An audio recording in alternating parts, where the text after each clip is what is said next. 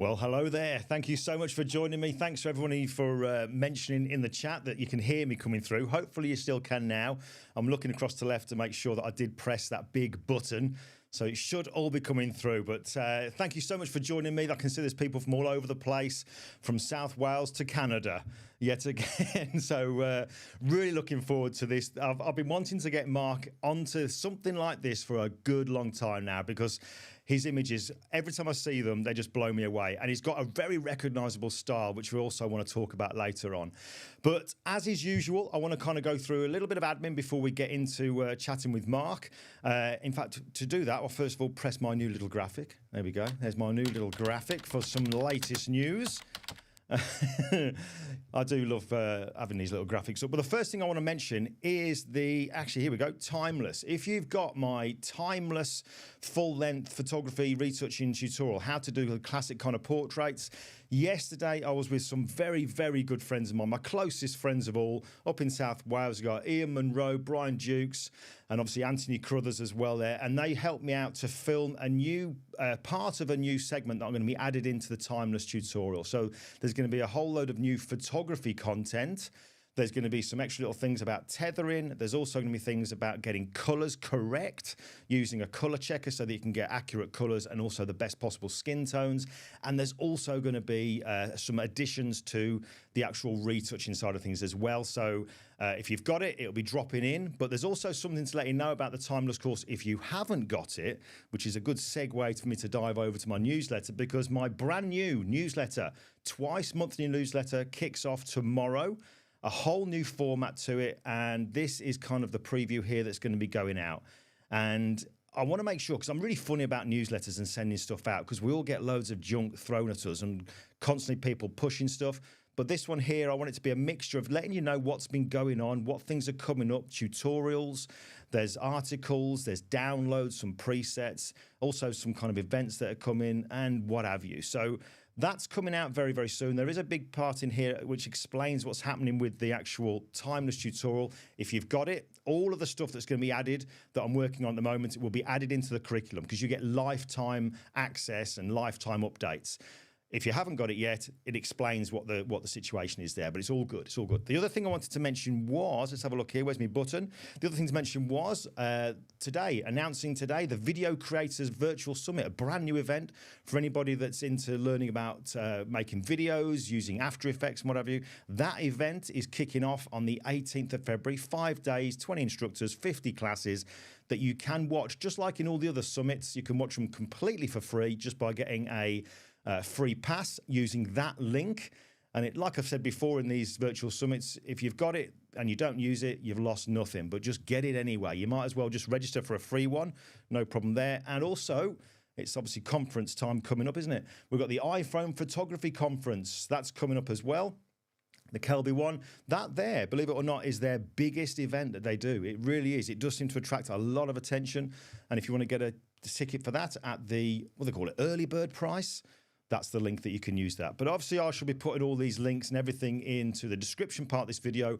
They'll also be in the new newsletter. But this is the bit I wanted to get to, bringing Mark in. But before we do, Mark sent me over a series of images, just a selection from the many that he's got. And I've just put together a very simple slideshow with a little bit of music just for about a minute, just to show you some of the images. So I'll play that and then we'll bring Mark in.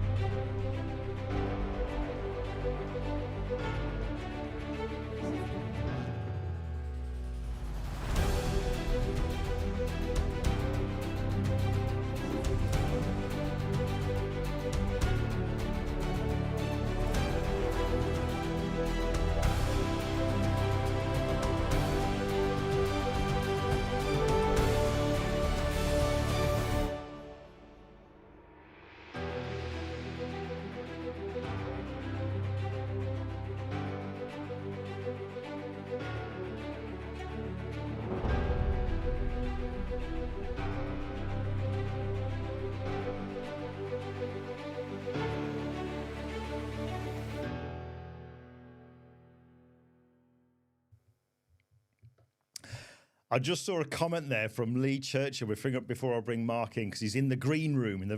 Look at that. Oh, wow. Lee, you couldn't have said it better. Folks, let me just introduce you. I'm going to unmute him. Let's just bring Mark into the room. So, Mark, thank you so much for doing this, mate. Thank you so much. No, thanks for having me. I remember when I first approached Mark about it, I sent him a message on Messenger, because we've been kind of distant friends for a good few years now. And I messaged him saying, Mark, I've got to get you onto these lives. And you know what? This is what I love about the fella. His first reply was, why me? This is what I wanted Mark on here, because I've said it many times, and I'll say it in front of you now, Mark. That I believe there's so much talent that doesn't shout about it, and you're one of those people that doesn't shout about it. So I'm so looking forward to going through this stuff. But sure. Let's just kick off. Let's get the ball rolling first of all, because I want to know this as well for everybody else's benefit.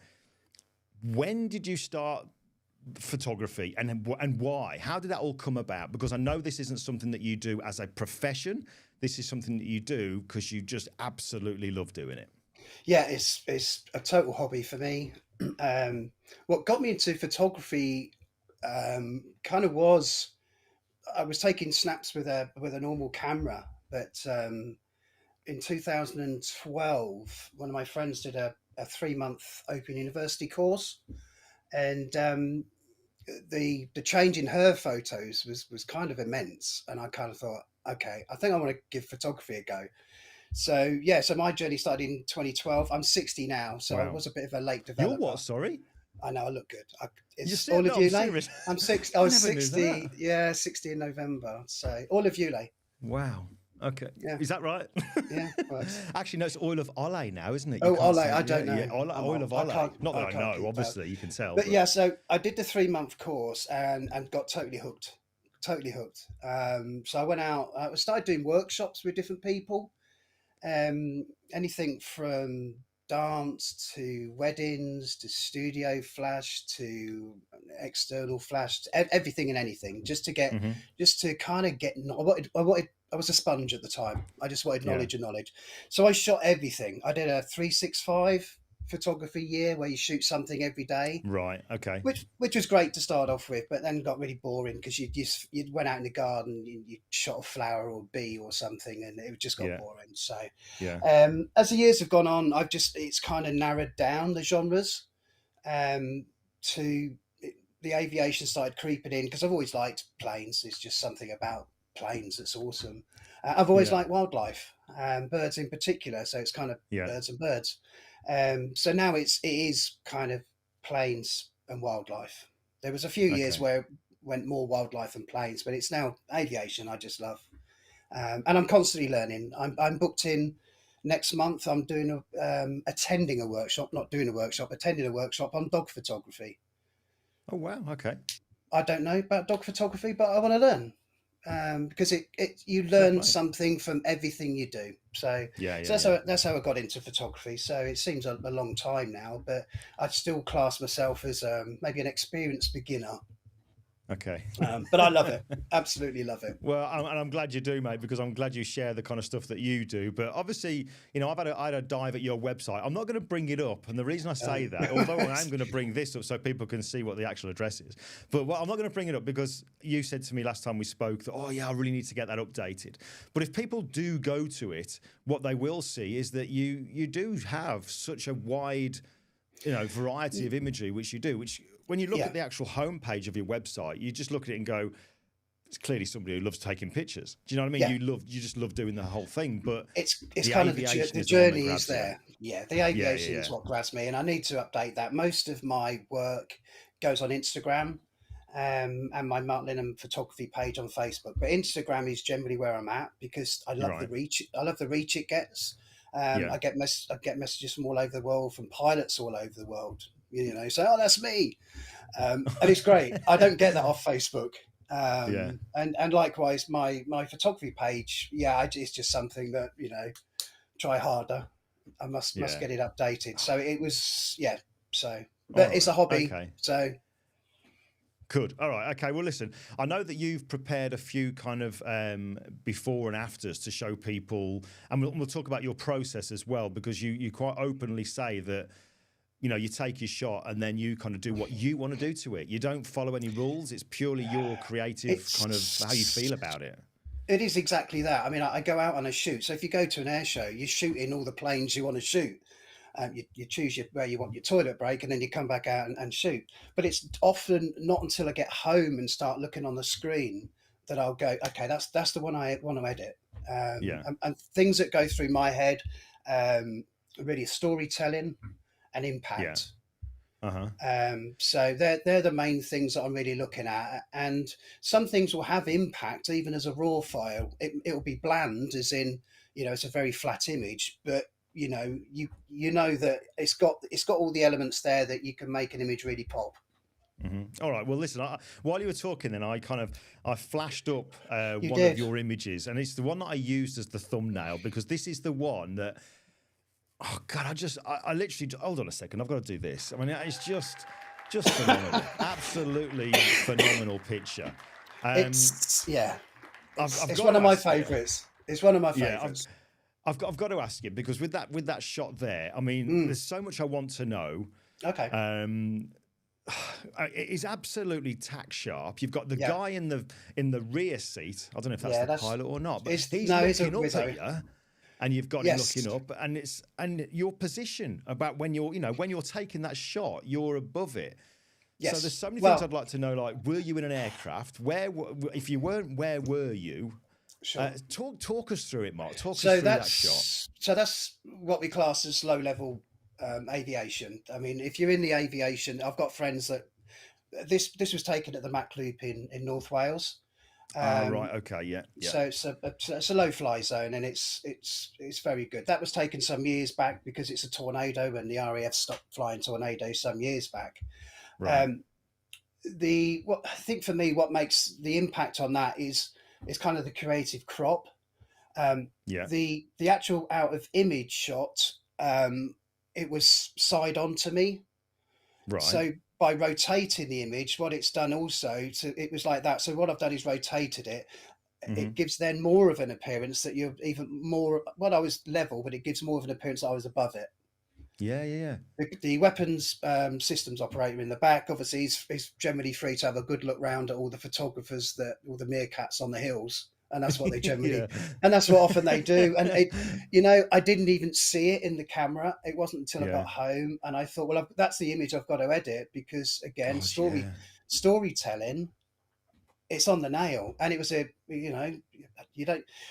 shooting at 1/320th here, so 320th of a second. Right. People assume you've got to shoot fast on everything. I stop at that. I could go lower if I wanted to, but I've got blur. The blurred background is what obviously gives it that dimension of speed. Sure. Because when I first saw that, me being, starting out as the retoucher all those years ago, my first thoughts are, wow, if he's got that in camera, because even like the rivets and everything, it's just ridiculously good shot. My initial thoughts were, okay, so what editing have you done on that? We'll come to that in a second. But getting back to the image then. So you're saying you're shooting at what speed was it again? 320th. Okay, 320th of a second. Yeah. Okay. So that gives you that background blur. Right. Okay. Cool. And kind of, are we obviously talking handheld? What about your focusing and stuff like that? Sorry, you're absolutely talking handheld. Some people do say, because you slow the shutter down, do you need a tripod? Absolutely not. Right. Handheld is the way to go. I have image stabilization on. Generally, if I'm panning right to left, left to right, I'll have it set to mode 2, which is the horizontal stabilization. Yeah. And it's just kind of getting that technique of panning, basically. You don't know, obviously. I tried it on birds. I was down at Heartland Key, and I got my friend Mark from Sony gave me this big 600mm lens to play with. Right. It's like a bazooka, this thing was. And I remember I had my tripod, and I had like a bracket on the tripod that you could slot the camera into. Yes, and I actually felt. Do you remember Star Wars when Luke Skywalker gets into that little seat and he gives it all that and shoot, and Han Solo says, "Don't get cocky, kid." That's what I felt like as I was going around with the camera, but I couldn't catch the blooming birds. I tried an air show once with a tripod, and it was so difficult. I remember a mate was in the grandstand behind me, and he messaged me. He said, "Mate, what on earth are you doing?" So I took it off the tripod. It's never been on one since at an air show. But for me, when I got used to doing a slower shutter, I'm fairly near a place called Old Warden where they have all the old planes. So you've got propellers going all the time. So then generally you want to go even lower. You want to go down to like 125th or even 80th. I spent the whole day at an 80th. Everything. So whether it's static, moving, flying in the air, I said I'm going to do an 80th. Most of the shots for the day was awful, but the ones that were sharp had that dynamic sort of background of movement. And after a day of doing it, you kind of got not totally used to it. I don't think I'll ever be used to it, but the keeper rate went up gradually through the day. Because it was like, and I dug in for the day. You know, the first 2 hours, it was like, oh no, let me just bump up the shutter speed a bit. I just need a sharp photo. But at the end of it, there were some, and I got about 10 images for the day, but they were 10 crackers rather than my normal 30 that would be okay. And it's kind of since then I've adopted more of a quality over quantity kind of way of shooting, because I'd rather have one image, a bit like that image you've showed, that people go, blimey, than bump up on a Facebook page 30 images and people just kind of like, they don't know where they're looking. The question, one question I guess I have for you, and I know the answer to this, but and this is for other people's benefits as well. Then I guess when a few weeks back I had Rachel Talabart, who specialises in photographing, fine art pictures of the sea with the waves crashing and what have you. Sure. And I said to her, do you literally put it in high speed continuous so it locks on and then just just get as much as you can of those shots and then choose the one you want, or do you do anything else? And she says that she's learned to kind of read the waves and she can kind of predict when that first wave's going to go, which is usually the better one. So kind of bringing it back to you, and I guess I know the answer. When you're photographing these kind of aircraft that, are flying at crazy, crazy speeds, even though you're in a location that the route they're going, are you shooting continuous or are you locking on and then waiting for that moment, think, that's the one there, and maybe taking a couple of shots? So is that what you're doing, or? I'm 100% spray and pray. I know there's the school of thought that goes, oh, I can't believe he's just said that, but it's why not? So, okay, you lock onto the plane, you're on tracking mode, the plane's going past you, but unless you're sort of continuously shooting, if you're at a stage where the pilot looks up, you don't know when he's going to look up. So if you take one or two shots, what shot are you going for? You're not going to see through your viewfinder that pilot looking up or that pilot doing a hand signal. So you get as many shots as you can to try and get that one shot that may be there. So if the pilot looks up and kind of does that to you, you don't know when that's going to happen. And they do it. Because those guys want photos for their families and stuff like that. So you get contacted by the pilots, those ones that will go through the Mach loop. And that'll be generally through the Instagram thing that you do. Through Instagram, there's Facebook groups and stuff like that. So it's that's not uncommon. I mean, there's guys that get a lot of contacts because there's people up those hills that are far better than me. So I can hold my own, but some of the guys, they're shooting.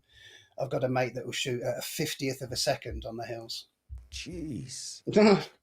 Wow. I wouldn't do it. Okay. I couldn't do it. But then again, I don't like to blur too much. Because of the low level, you've got the whole point of low level is you've got that landscape in the background. So for me, I like to see some of it. If you go too fast on the shutter and it just doesn't look right. But I like a happy medium. So 320th for me, I'm happy with. I can get a lot of keepers at that rate. So yeah. Cool. Yeah. All right. So these images here, then, the ones that I've been showing as you've been talking and whatever. Yeah. Am I right in saying because of the angle here, are these ones also from the Mach Loop, or is there some other special place you can tell us about? So I mean, these are from the Mach Loop. Yeah, I don't go Right. there a lot. It's 3.5 hours away from me. I don't get any heads up as to what aircraft go through. Some people do, although they don't say they do. But so for me, 3.5 hours, you've got to be up a hill at 8 a.m. and you've got to stay till about 6 o'clock. Wow. Okay. It's a bit like fishing. You can go and get nothing all day, or you can go and have the best day of your life.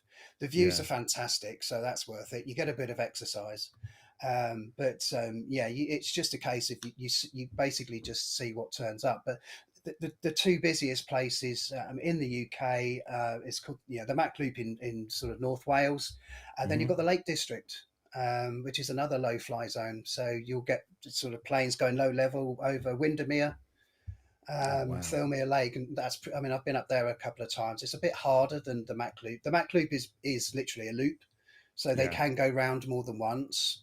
Typically in the Lake District, they'll just go through once because there's so many places they can go. Yeah, sure. It's such a buzz. Oh yeah, I don't doubt it, mate. I mean, I remember as a kid, one of our treats that we used to do, and I'm talking when I was a proper little kid, before it became the biggest as big as an airport as what it is now. Our treat on a Sunday was my dad would drive us to Birmingham Airport, and we'd sit on this grass mound and just sit there having a picnic on the Sunday evening, watching planes take off and watching helicopters land, like military helicopters. Loved it. Yeah. Yeah, it's pretty But that's cool. just between me and you, all right? No. Listen, I was talking about the pictures. Then we've talked about the settings and stuff. We're not going to be any kind of saying, oh, one brand's better than the other and stuff like that. But when it comes to kit, what kit do you just happen to be using that seems to fit the bill for what you needed to do for this kind of imagery and pretty much everything else that you do? So I shoot Sony. I used to shoot Canon, but I kind of fell out of love with one of my cameras, and I didn't feel Canon were helping me. So I had a moment, and I threw my toys out of my pram, and I actually changed to I forget the name of the brand now, but I didn't like it. But so I went eventually to Sony. They had the A9 out at the time. Wasn't convinced with it, but I kind of stuck with it. But yeah, so I shoot Sony now. I have a selection of lenses because I do wildlife. I'm lucky enough to have a 600 f4. That's a big lens. That was my retirement present to myself. I shoot You've with got that there, haven't you? You've got it there, haven't you? Yeah. Do you want to see it? Yeah. Come on, let's have a look how big this blooming thing. This is what you use for the wildlife and for the air. Wow, my lord. So it's not too bad, actually. I'm kind of, So I use that predominantly for wildlife and for the aviation, to be fair. I've got a 200, 600 Sony, which is fantastic. And that's what I use when I go abroad, because I won't take my big lens abroad because it's precious. And the 200, 600 is a fantastic lens. I'd also now have the Sony Mark II 70-200 2.8. Right. Which is a stonking lens. It is tack sharp. So the actual camera body you're using is what? The Sony A1. Sony A1. So yes. Okay, so talking about the camera body and the kit, then the lens. For somebody who was just going to go and do this, what would you say would be? Because all cameras are good this day. I mean, you can get really good files out of pretty much every camera these days. Yes. Focusing is really good now with all the AI when. It doesn't just recognise human faces and eyes. You dive into the menus, and I know the Sony does because that's what I use as well. But Canon the same, recognises planes, cars, trains, insects, birds, you name it, doesn't it? It's incredible. That's it. It's good. That kind of stuff must really, really help. But if you're going to say to somebody, look, go and give this a go, what would you say would be the minimal lens that they're going to be looking at? Bearing in mind, with sort of pixel rate these days, we could potentially crop it later on. You can crop in. I mean, what I had for a while, and it was a cheapish lens because we're all on different budgets. I'm fairly lucky, but I had the Sigma 150-600 contemporary. They do two. They do a contemporary and a sport. The sport is supposedly more professional, but Right. it's kind of double the amount of the contemporary, and I picked mine up for £700, and Okay. it's a cracking lens for the money. So you can because it's Sigma, they'll do it for Nikon, they'll do it for fit Yeah, on the yeah, yeah. Canon. So I mean, it's a cracking lens. It's a cracking lens for the money. So I had that for a while. Very pleased. Got some really good results with it. So I sold it to a guy. I think I sold it for £400. Good Not bad. lens. Not If bad. you're But now you starting got out, the now I've got, it's like any hobby, isn't it, in life? No matter what you do, the more it becomes a serious hobby, yeah, cycling, things like that, yeah. it gets more expensive. I've got friends that collect watches. I cringe at how much they spend on watches, but then they'll turn it around onto me. How much was your lens? So, Oh dear. Listen.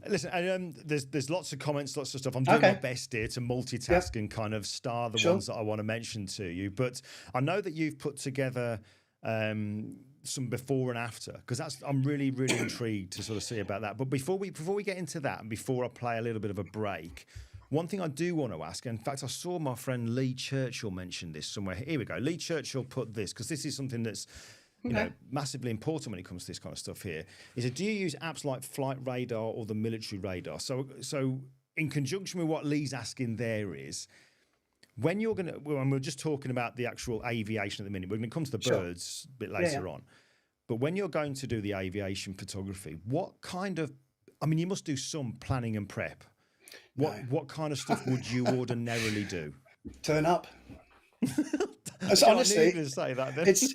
I just rock up. I look on all these Right. Facebook groups, and I'm thinking about coming. What time do I get there? What do I need to do?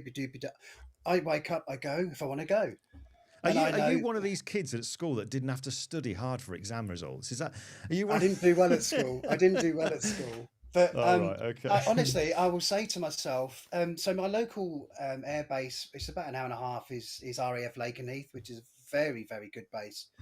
Right. To spot at. So in aviation terms, if we're at the fence, we're called spotters, and that's what we do. So I'll go down for the morning or for the afternoon all day. Yes, going back to lead, I use an app.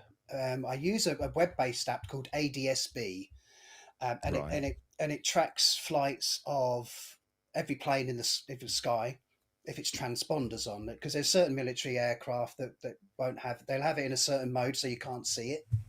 Right. And what was that? ADSB? Did you say? ADSB. I think they have it as exchange, but it's Right. yeah. And for the benefit of Lee, if he goes and finds ADSB, if you hit a little button at the top that says "you," that will filter out everything and just leave you military. So all you'll see is military Right. Okay. planes. So that's, I say, it's web based, but I just have it. I've done a little shortcut on my iPhone, so I just click it and it's up. Cool. And that's what I tend to use. If I'm at the fence, I have a scanner, so the little kind of looks like a walkie-talkie. Yeah. So that's programmed of all the local frequencies of the So if I go to Lakenheath, it'll have the frequency of the tower. And things like that. So you know if things are coming out, and if they're about to taxi, you know which runway they're using, and things like that. So they can be really useful. Cool. All right. In fact, Lee's just posted it. He's on it now. Oh, it's on it now. It's Lee. Get off it, Lee. You're watching this. What are you doing? I mean, flight radars. Flight radar's really good because you can. It's like that's it. If I go anywhere and I'm not with my wife, she can track my flight. So she knows she will know I've landed before I can tell her. So because you just type in your flight number and it comes up and it tracks you. So right. Okay. that's flight radar. So it's a good one for just tracking. It's handy. I know we recommended to a friend in America. She now knows where her husband is in America, so she knows he's landed on his journey. So it's really actually very good. Wow, how bizarre. Because just following on from that, my friend Ian's just posted, do you have an app that tells me when my wife is turning up? Asking for a friend. I don't think he's on about aviation. Anyway, No. listen. There's other things I want to go through with you, but I think before we have a break, do you think now we could go into your before and afters? Would that be all right if we can have a look at some of those? Well, maybe I don't know, a couple of 2 or 3 of the aviation ones. Would that be all right with you? Yes, I'll put it up, and then I don't suppose I'll be seeing you, will I? You won't see me, but I'll tell you to minimise it in a mo. So I've got a few. Let's go to your desk. There you go. So we can see your Lightroom now, mate. So this is my Lightroom. So I've put a few in here. So like I said, a lot of the shots, it's not until I get them open in Lightroom that I decide if I want to edit it. I like this one because obviously this, you've got my data, you've got the EXIF info up on the top, but it's a Lancaster. I was actually on a museum workshop and I came out and there was this other shoot going on, and this Lancaster, and these are reenactors under a couple of pan lights at the side of a runway. So I thought I'd shoot this. So this is a 5-second exposure, and I just thought it was really nice. I'll show you the after shot. Oh yeah, I love that. Oh, hang on. What you did there. I touched something. That's all right. Bear with me. So that's the after. Yeah, I love that. So that's great how you brought the light down on that. Yeah, so I brought the light down. I took 2 people out of it. I don't know if you noticed, but bear with me a second. So let's just... So the left 2 people, because it was a 5-second exposure, they'd kind of moved a bit. Yeah. So their faces were blurred. So again, for me, they didn't work. So I took them out. Right. So a lot of it then is get drawing in the light to the people and the front end of the Lancaster. It was kind of it's again storytelling. I took out on the left hand side, I took out the yellow tip on the propeller. I'm not sure whether that was a good move, but what I found was if I left it in, it drew my eye to the left. And I'm very much aware of what my mentor, who's unfortunately no longer with us, was very much used the phrase, "It's drawing my eye, Mark. It's drawing my eye. Don't let it do that. Your eye needs to be on, what your subject is. So your eye goes straight to the people." I'm going to just bring you won't know this, but I'm bringing you back on screen just for a second. When you say my mentor, who's no longer with us, would I be right in thinking Andrew? Yes, Andrew. Yeah, Andrew Appleton. Okay, yeah. Big loss to the industry. Big loss to the industry. And one of his other quotes that I just love, he says, "Mark, you'll know you understand light when you look over a field and you see a sheep and you go, look at the light on that sheep." I'll always, that's when he said, that's when you'll understand light. But he was a very sad loss. So that was, cool. So that's one of them. Shall I go on? Well, let's have a quick look at one maybe that, in fact, the one you mentioned a while back. No, let's just do one of the fast jets. Like, have you got like a Mach loop type of thing before and after, maybe? I haven't, I don't think. All right. Or I'll tell you what would be another good one. You mentioned about the one, there was a picture at an air show and there was just an aircraft just parked up and you changed your opinion and just went for the cockpit instead. So this, so you can see that, I assume. Oh, there you go. Yeah, we can see that. There you go. So this is an F-16. This was at a show at Scampton some years back. Unfortunately, they only had one air show. My lady was on the phone to the kids at the time, so I was just wandering up and down, and I thought, I'm going to get I like that. I'll just take a shot of this. And literally, I took the shot, and what drew me to it was the moisture on the cockpit. Because it's got quite a bulbous cockpit anyway. I love the tones and the fact that all the moisture was there. But then but when I got home, I just thought, oh, wow, look at that. I'll just make it all about that. And, I kind of went for a square crop, made it arty, I darkened the bottom, just made it all about that cockpit.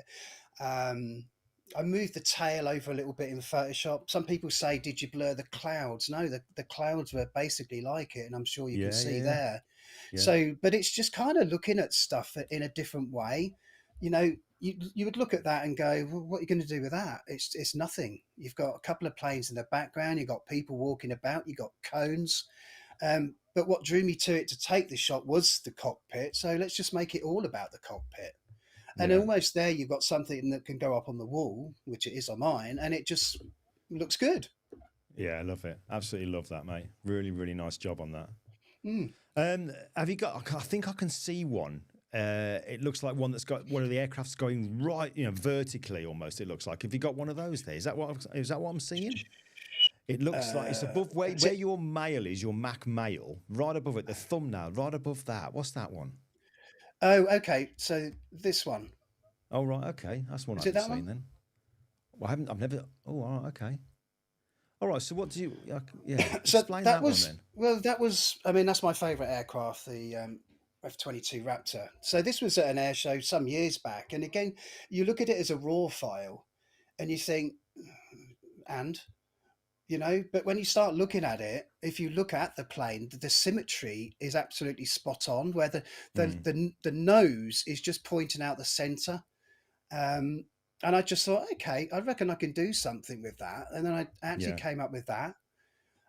It's an old edit. You can see the heat. You can see the heat coming off the engine. The heat haze. Love that. You crop in on it. One thing I've never done is I always crop for kind of show. I don't crop for print, which is probably a fault of mine.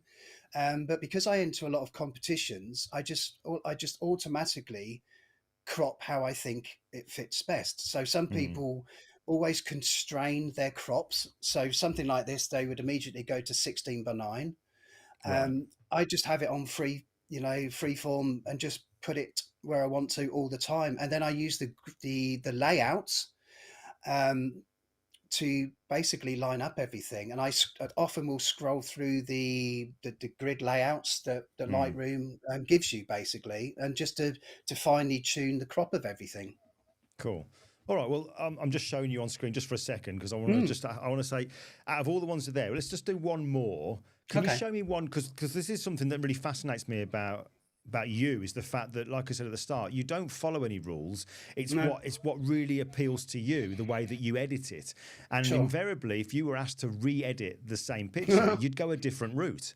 Yes, I would, because it would depend on my mood and things like that. And and I love that. Have you got an example there, Mark, where if you looked at another example, rather, where you'd look at the out of camera raw file and go, and then you've shown, well, actually, what I did was this. Do you know what I mean? An example of like where you can really see this is how Mark thinks and the way Mark goes. So if I go to that, okay. So this was on my birthday some years back, and we went to a place called Miramar, which is the home of Top Gun. But there's this museum very close. I think it's the Leatherneck Museum. They've got all these old aircraft outside. So I took some photos at the time, and I thought I did my usual getting down into the place I liked. But obviously, what you can see there is that the background is awful. It's backing onto a road. You've got all those units in the background. So I mean, this is going back a few years as well, and I think a lot of people in the aviation industry are really just starting to edit their images. Typically, they're just out of camera or little bits of tweaks. But so I just thought I kind of like it. So I kind of went for that. Okay. Right. So it kind of contrasts to, okay, these are two totally different shots now. So, and it's, there's that kind of this is the signature look that I immediately recognise for you, because obviously you've done a fantastic job of cutting it out. Is that by the way? I was just going to say, is that pen tool? It's pen tool. Good man. I don't use it as good as I should do, but I use it in a way that I'm used to. Are you like a ... one, or are you? I get frustrated with the going back, the Bezier curves and stuff like that. Yeah, so I do it, and I've got around with it, but it's kind of like I cut it out, and then I kind of put it on its own layer, darken some bits, bring back some bits, and then set stuff off in the background. So the background is some clouds that I've kind of put some light in it. So, and some images this doesn't work, but this kind of image, it did work. Yeah. And it just worked out a treat. I'm going to go another one because just round that we went to this one. So again, it's got so much going on, and it just popped it like that. So it just, some people have said they look a bit modelly when it's like that. But for me, it's an improvement on that. Yeah. Yeah. That's all right, cool. Listen, I'm gonna bring you back into the room now. Okay. So if you want to minimise the thing I'll ask you then before we go for a quick break is you're obviously you're doing a great job cutting them out, even if it is ... using it. But your colour grading that you're doing, that's something that I always love, colour grading, because it's what's great for adding a mood and an atmosphere to your pictures. What's an overview? What's your process? Do you use the colour grading in Lightroom or Camera Raw, or do you use LUTs or whatever?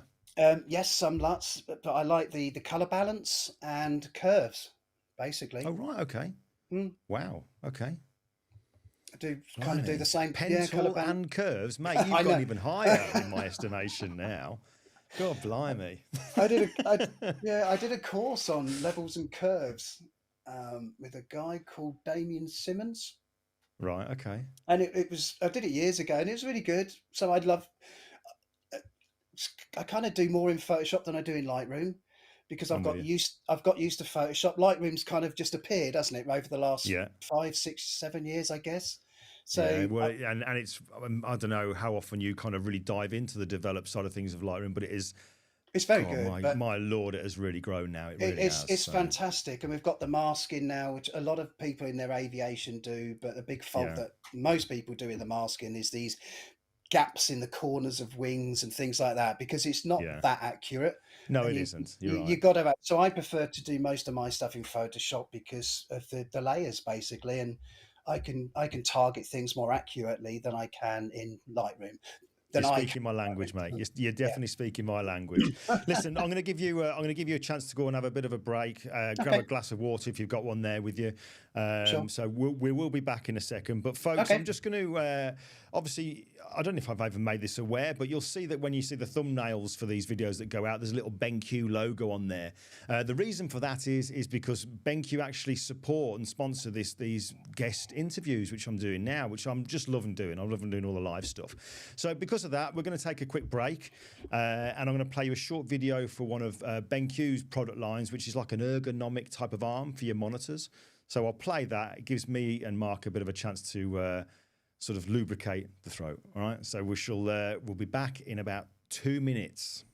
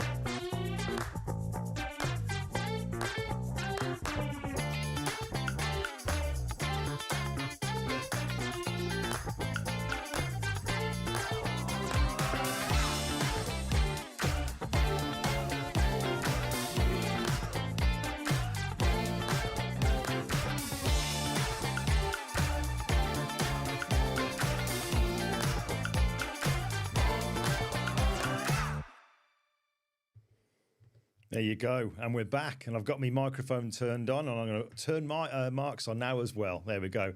Right, Mark, now that we're back, let's just move away before we come to some questions that have been going through on the chat there.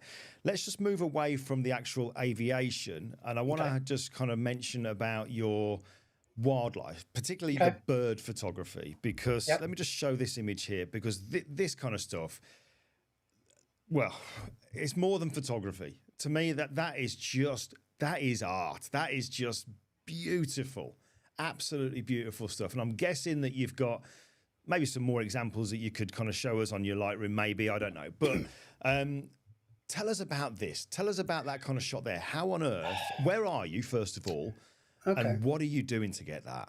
So, I mean, this, the location is Lake 𝐶𝐞 National Park in northern Greece. So I think it sort of borders the other side of the mountains. I think it's Bulgaria. These are Dalmatian pelicans. And I think it's one of the only places you can go and see these bad boys. And they're I believe, the largest of the 9 pelicans. They're big, right, and they're stunning. They're stunning. They have this kind of punk rock hairstyle going on. You've got the mountains in the background. I mean, it's an absolutely gorgeous place to go to. You can only shoot these birds this close, really, for about 6 to 8 weeks of the year. And that's really sort of December, January, mid-December to mid-February is about the best time of year. And these are trips that you go out on. You'll go out on a little boat, and the guys in the boat will throw fish out to them. My understanding is in the winter months, basically the pelicans struggle to feed themselves because the fish dive deeper down into the warmer water. Right. So the pelicans can't actually get down to the fish. So over the years, fishermen have basically given them fish that they don't want to sell. So during these couple of months, you can feed them fish, which is great for the photographers. Also, it's the breeding season, so the pelican's beak goes bright red. They are absolutely stunning. To get the shots, you try and, obviously with a lot of stuff, you try and get down right as low as you can. So these kind of shots were done by hanging over the boat and dropping your camera or resting it kind of on top of the water. And this is the thing where mirrorless comes into its own. So that shot was shot on a wide focal focus point, and it's just on bird autofocus. And wow. I'm shooting blind because unfortunately the Sony flip screen only flips one way, so it doesn't rotate. So I'm just kind of I flipped my tripod mount upside down, so I'm holding it. I turned off my back button focus, which I would typically have on, and I just held the camera as near to the water surface I could. And when I thought the bird was in the right position, I'm just pressing the shutter and hoping, right. Which is great until someone moves on the boat, and then you literally, I've dunked my camera. I did it last year. I did it this year. So Sony weatherproofing is very good. I mean, literally, I'd pick my camera out and just empty the water out the lens hood. Oh, but wow, fantastic! Yeah, that bad. I was really. I've got to say the actual, again, I know we're talking about specifically about Sony here because that's what you and I shoot. But I was very fortunate to get to try out the latest Canon ones. Fantastic autofocus as well, as it is across the brand. And the Nikons now. Yeah. And I can vouch for it myself because although I won't bring the picture up now, I remember going back, scary how quick time goes now. I'm going to say 2 years ago, something like that, when I was down at Saunton Sands, because we lived kind of right on the borders of North Devon. We've since moved a little bit further across towards the Dorset borders now, but I was down at Saunton Sands photographing surfers, and this one girl called Molly was resting on her surfboard, and it was like the brightest day and hottest day we'd had that year. And I'm out wearing a wetsuit, out in the water, up to chest height with the camera, with no waterproof casing on it at all. And I couldn't see the LCD. I could not see her because it was just so bright. But, it's in human eye autofocus, and I was just rattling off shots. And sure enough, when I got back, pretty much every shot was on. Do you know what I mean? Composition might not have been what I wanted for a lot of them, but the ones that were, it's just brilliant. So this latest technology is incredibly handy, especially for stuff like that. Exactly. I mean, that is a classic Lake 𝐶𝐞 shot. The blues of the water, the blues, the reds, the magentas out the back, the snow-top mountain.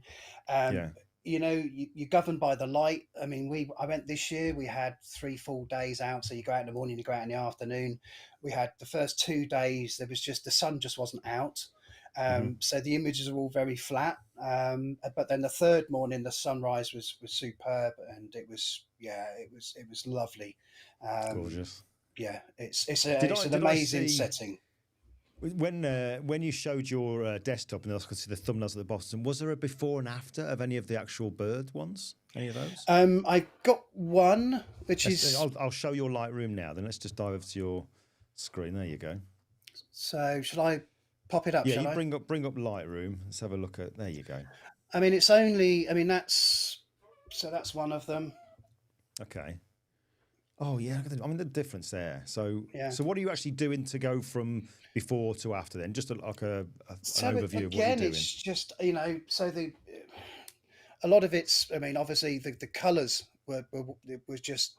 I have it my ISO set on flash all the time, which is kind of wrong, but I like it. It's just that it's an old white habit. balance or Yeah, my white balance. So I have it Yeah. on flash. But I mean, that's how it came out. And it's, you're looking at things like this just for the composition, really, more than anything. Then it's just a matter Yeah. of them, That's beautiful. masking in the clouds, darkening it down a bit, and then going into the pelican itself and really making it pop.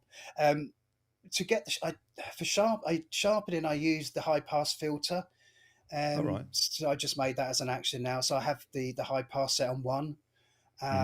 So that goes through, doing a merge stamp visible layer. It will black and white the layer, and then it will do the high pass on it. And I kind of just I put that on where I want it. So it'll be all over the head and down the beak a bit, and on the eyes and on those feathers and stuff like that.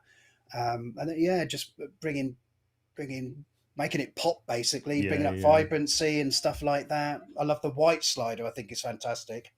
And then again, color balance and curves. Yeah, cool. All right. Well, listen, let's bring you back into the room so you can minimise. I'm saying that, folks, because obviously Mark's when he's showing his Lightroom, it's covering up the panel that we're using to do all this, so he doesn't know what's going on. But I think now then let's dive into some questions, because I'm conscious of the time. I told you to go quick, Mark. I did tell you. Let's just now get some questions coming up. So I shall dive over to have a look at some of the ones that I've kind of highlighted. So let's have a look here. So, all right. So they're going to, obviously we talked the stuff at the start, and we've just finished off with the birds. So they might sort of go all over the place a little bit. But we've got one here from Tim, and Tim's put, that's a question for me. There you go. Glyn, if you could only use one camera, which would it be? Your camera, your phone, or your drone?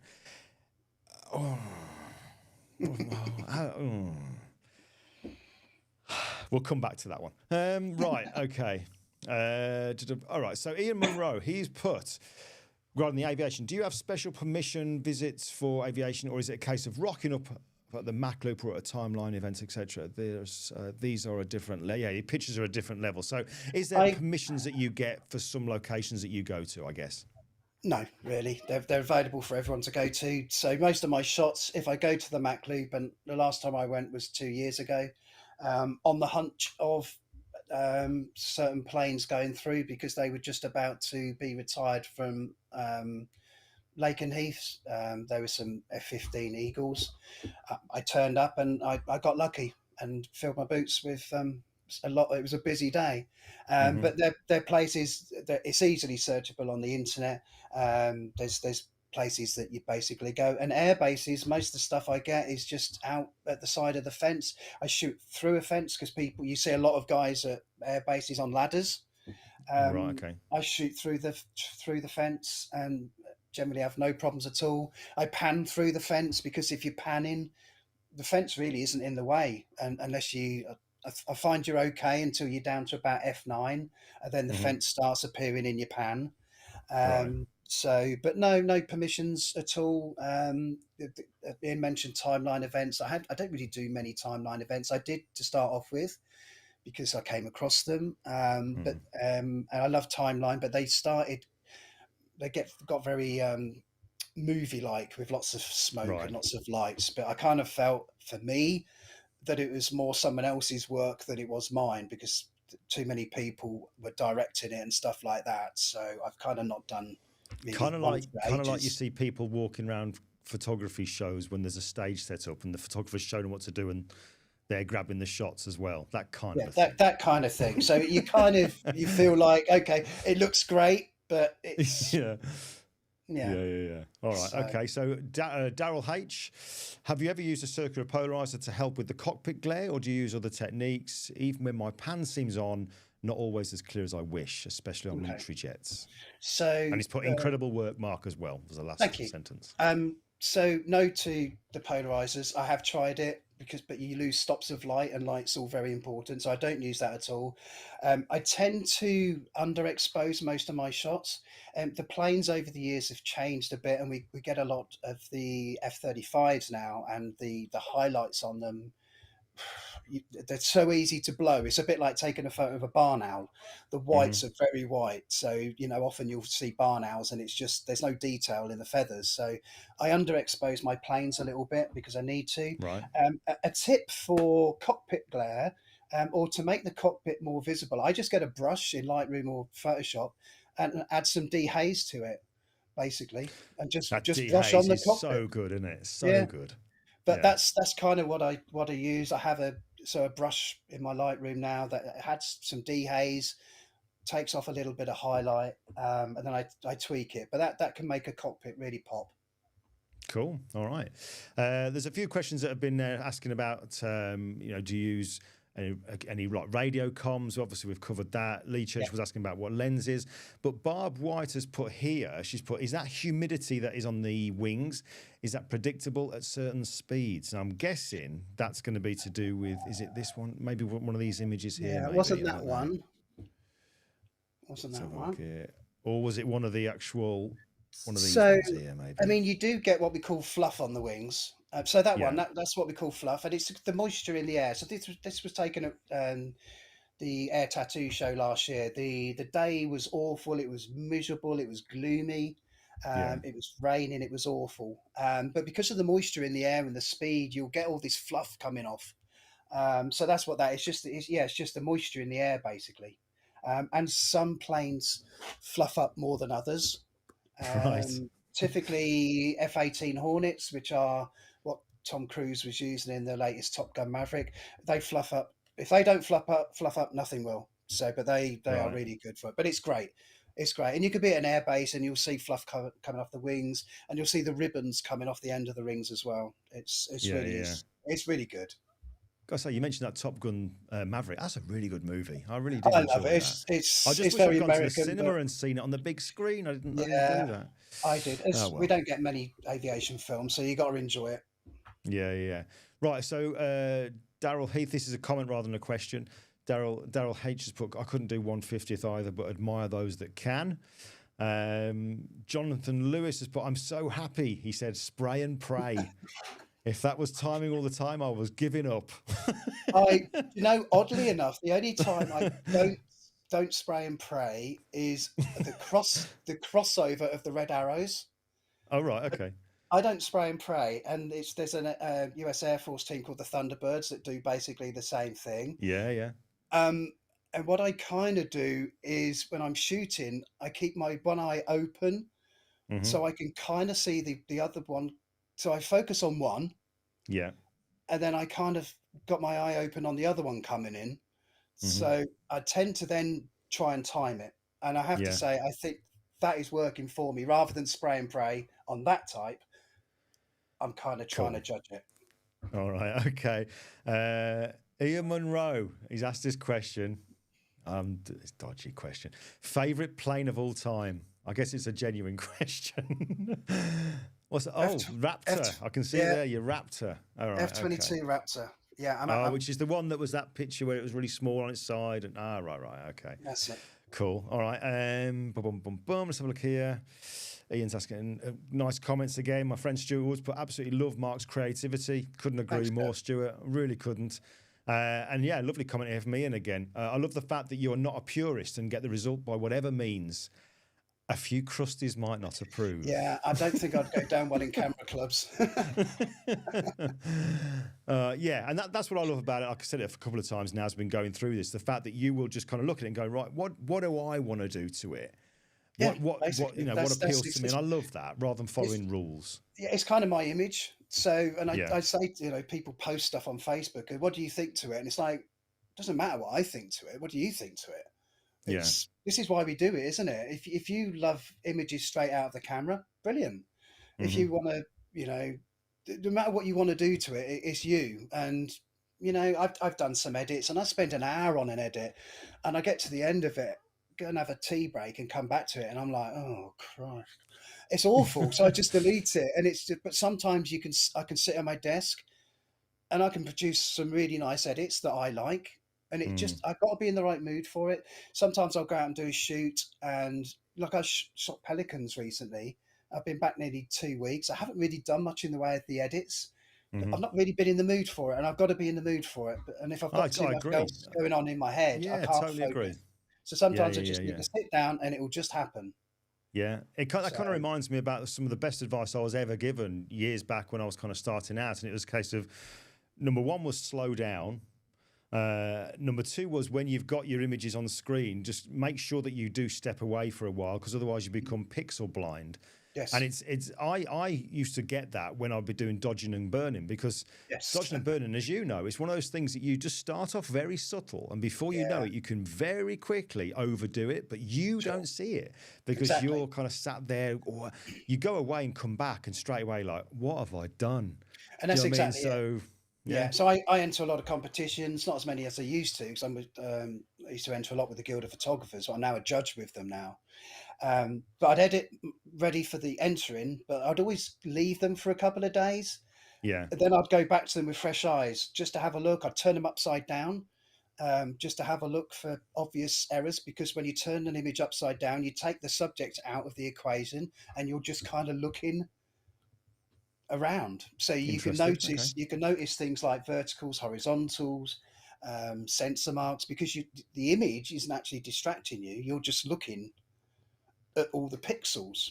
So, but that's a tip I've learned from the guild, actually. Just turn it upside down, double check things like that. It's a good tip. Okay. Well, again, thinking of time here, the last thing I'll post up here, again, it's not a question, it's a comment, which is lovely. After watching Mark's photos, I'll have to go get to the Swansea Air Show this year. So you're clearly motivating people, Mark, with this stuff to get out there with their cameras and do some stuff. Yeah. So, well, I said it'd be quick. That's literally 2 minutes past 8. We've been going for over an hour, mate. Just over an hour. And there is more I'd want to find out from you. So I'm going to ask you now, but in a few months' time, maybe would you consider coming back on? Because by then I'm sure you'd be adding more images and have a bit more. I would, and I'd probably be a bit more prepared for certain things. And if you also have certain more questions, and I can aim those images at those questions, because we've only touched on the surface of really, when you said get 19 images, I'm like, oh my God, how do I get 19 images out of all I've done? It's very difficult. So I chose some old favourites, but it's very difficult. So listen, you've got no. It'd be great to get you back on. You've got no reason to think you've not been organised or whatever, because this has been brilliant. I've thoroughly enjoyed it, and like you say, we have scratched the surface, but intentionally, so I can get you back on. Sure. All right? No, I'd love to. Well, before we go, actually, when I do close this down, Mark, just stick around in the green room so I can have a quick chat with you before. But before you go, is there anywhere in particular that you'd like people to kind of, if they want to see what you're doing and what you're up to, where would you want them to go and find that out? I think for me, I'm most active on Instagram, so just Mark Lynham. Basically, that's it. And I've got a green hat on. There are a few fake accounts going around, but me with the hat on, I've got 24.6 thousand followers so far. Okay. So, all right. Well, I'll make sure to put the correct one in the links. So that's it. But that's where I upload generally everything. I'm always kind of active. I love stories. So I post a lot on Instagram. I love Instagram. So if you want to keep up to date, that's the place really. Well, there you go. All right. Well, I shall make sure that all those links are put in to the video. That'll happen tomorrow once this has all been processed and the recordings up onto the main page on YouTube. But Mark, from me and from everybody, I'm sure, just looking at the comments that are coming in there, thanks so much for giving up your time to do this evening, even though you said, why me? Do you know what I mean? I think you've kind of really shot yourself in the foot saying that, because people are going, what do you mean, why me? Look at your stuff. I'm like, it's been a pleasure, but this year I want to do stuff that scares me. So this is straight, straight in at number one. This has scared me, but it's been enjoyable. What, going live or speaking with me? What are we saying? Speaking with you and going live. All right, well, listen, Mark, I'll catch you just for a very quick chat afterwards. But let me just dive back over to here. So say thanks again, folks. Thanks so much for joining me for this. I'm guessing just by the comments that have been coming in, you've thoroughly enjoyed this. Check out Mark's stuff. I'll put the links to his Instagram, which, you know, he says he posts a lot on there. But even though he says his website needs updating, go and have a look at it because it's just beautiful. Absolutely beautiful stuff. So, yeah, keep an eye on it and a huge thanks to him. Just before I go, a couple of things. First one, obviously, to say, if you haven't already, let's get that popping up. There we go. If you haven't already, click on and subscribe. It's just a great way, a free way that you can help the channel grow. It doesn't mean cost you anything. It's just a way of following so that you know when these are happening and also when there's any pre-records. And also, don't forget my newsletter, the new newsletter. There's a lot in it coming out tomorrow, twice a month. So I'd really appreciate if you want to check out on that. And finally, next week, my friend Rick Wenner is with us. Now, I've known Rick for a good few years now. We met out in America. We've met up many times. Very good friend of mine who always wanted to be a celebrity photographer, and that is exactly what he does. He is really psyched to come on and talk about the stuff that he's doing on a day-to-day basis, working from New York, photographing all kinds of people. You saw there Arnold Schwarzenegger, Steve Martin, you name it, he's pretty much photographed them. So very much looking forward to hearing about the process on that, what goes into it, the planning, the prep, the editing, all that kind of stuff is coming next week, next Sunday, 7 p.m. So, yeah, click on the subscribe so you don't miss it. But that's it. Again, thank you to Mark. Thank you to you. We'll leave you to it. Have a great week, and I'll see you next Sunday.